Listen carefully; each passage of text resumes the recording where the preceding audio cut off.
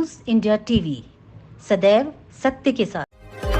भाजपा सरकार में भर्तियों में पीडीए आरक्षण में भयंकर लूट का आरोप पूर्व प्रत्याशी ने लगाया। फर्रुखाबाद आवास विकास स्थित समाजवादी पार्टी के जिला कार्यालय पर आज पूर्व समाजवादी पार्टी फर्रुखाबाद लोकसभा क्षेत्र से प्रत्याशी डॉक्टर नवल किशोर शाक्य ने मीडिया से वार्ता कर प्रदेश की वर्तमान भाजपा सरकार के ऊपर सरकारी नौकरियों में दलित एवं पिछड़े समाज के लिए आरक्षित सीटों को लूटने के आरोप लगाए। जिलाध्यक्ष चंद्रपाल सिंह यादव ने मीडिया को बताया कि पूरे प्रदेश में निकली 22 भर्तियों में 11,514 से ज्यादा पिछड़े एवं दलित वर्ग के लिए आरक्षित की जाने वाली सीटों को लूट गया है। पिछड़े वर्ग आयोग ने ये स्वीकार किया है कि 69,000 शिक्षक भर्ती में आरक्षण प्रक्रिया का ठीक से पालन नहीं किया गया।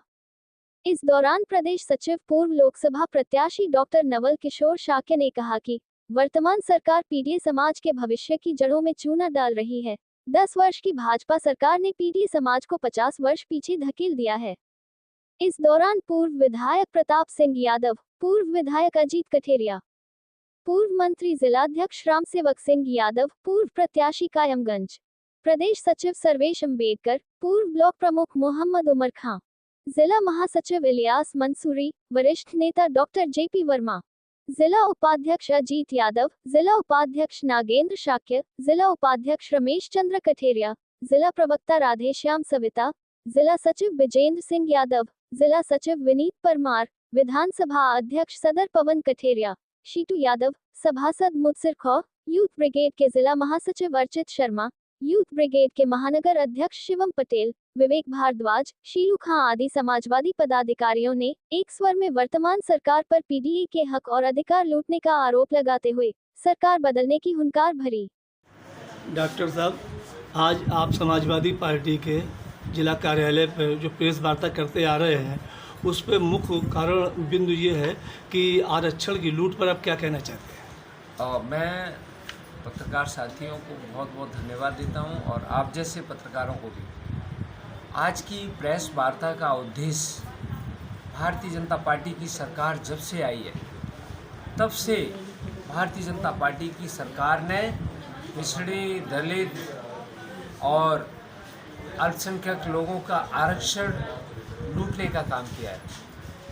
ये बात शुरुआत होती है 2019 से। 2019 में जहां 69,000 हमारे शिक्षक जो आज नौकरी कर रहे होते, आज भी दर दर भटक रहे हैं, और तमाम ऐसी नौकरियों में यूपीएसएससी की नौकरी हो, वन दरोगा की नौकरी हो, इसके अलावा तमाम कर्मचारियों की नौकरी हो, और मैं कह सकता हूं कि नीट की परीक्षा में एमबीबीएस का आरक्षण हो।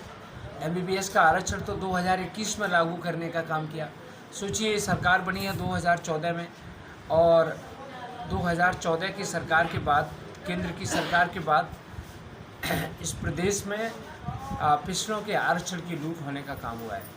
अगर आंकड़ा देखें कि जब से उत्तर प्रदेश की सरकार बनी है, तब से तकरीबन 1 लाख से ज़्यादा बच्चों का भविष्य, पिछड़ों का जो नौकरी लग सकती थी और तमाम अलग संवैधानिक जगह पर पहुंच सकते थे, उनको लूट करने का काम भारतीय जनता पार्टी के लोगों ने किया है। मेरा आपसे अनुरोध है, और हम कहना चाहते हैं, बाबा साहब भीमराव अंबेडकर जी ने जो संविधान बनाया, संविधान बनाने के साथ में बाबा साहब ने सोचा होगा और उन्होंने सपना देखा होगा कि आरक्षण के आधार पर जो समाज में सामाजिक असमानताएं, उसको दूर करने का रास्ता तय होगा।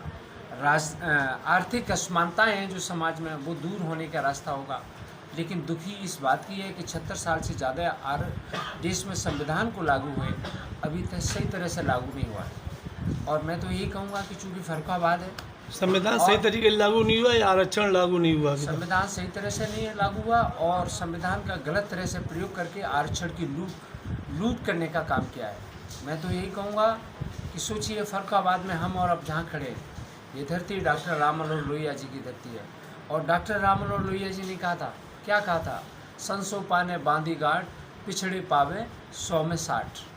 और उसी बात को बाबू जगदेव कुशवाहा जी ने भी कहा, 100 में 90 शोषित हैं, शोषितों ने ललकारा है, धन धरती और राजपाट में 90 भाग हमारा है, 10 का शासन 90 पर नहीं चलेगा, नहीं चलेगा। मैं इस अवसर पर मैं नहीं, इसमें समाजवादी पार्टी की अगर सरकार आती है जी। तो क्या राम मनोहर लोहिया जी ने जो कहा था 60 का जो आंकड़ा दिया था, तो क्या उस पर अमल किया जाएगा क्या? बिल्कुल, मैं तो यही कहूँगा कि पिछड़ों के हक और अधिकार को जो अब तक मारा गया है उस सबको हम लोग सम्मान दिलाने का काम करेंगे, और जो हक जो ख़त्म हो गया है उस पर हम लोग हमारी सरकार में सबको समान रूप से आरक्षण की व्यवस्था के साथ सामाजिक और आर्थिक आधार पर सबको न्याय दिलाने का काम करेंगे।